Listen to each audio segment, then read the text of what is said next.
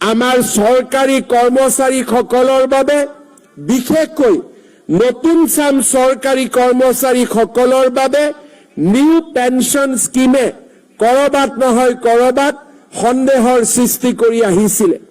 এই বছৰ 1 এপ্ৰিলৰ পৰা আমি আমাৰ অসমৰ চৰকাৰী কৰ্মচাৰীসকলৰ বাবে নিউ পেনশ্যন স্কিমৰ সামৰণি মাৰি United pension scheme UPS scheme আমি আৰম্ভ কৰিব বিচাৰিছো, যাৰ জৰিয়তে 25 বছৰ কাম কৰা চৰকাৰী কৰ্মচাৰীসকলে নিশ্চিতভাৱে তেওঁলোকে 50% চাকৰি কালৰ দৰমহা 50% ডিয়াৰনেছ এলাউন্সৰ সৈতে লাভ কৰিবলৈ সক্ষম হ'ব।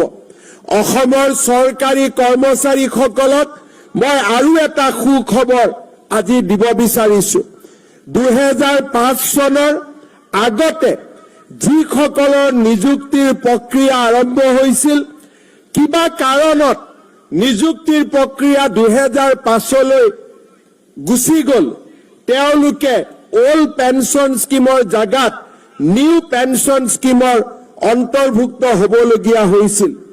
কাৰিকৰী অসুবিধা পিছ পেলাই মই তেনে চৰকাৰী কৰ্মচাৰীসকলকো যাৰ নিযুক্তিৰ প্ৰক্ৰিয়া 2005 চনৰ আগতে আৰম্ভ হৈছিল, তেনে চৰকাৰী কৰ্মচাৰীসকলকো ওল্ড পেনশ্যন স্কিম বা OPSৰ ভিতৰলৈ আনিবলৈ সিদ্ধান্ত গ্ৰহণ কৰিছো, যি আমাৰ ৰাজ্যখনৰ চৰকাৰী কৰ্মচাৰীসকলৰ বাবে নিৰাশাৰ পৰিৱৰ্তে আশাৰ এক নতুন সঞ্জীৱনী সুধা আৰম্ভ কৰিব।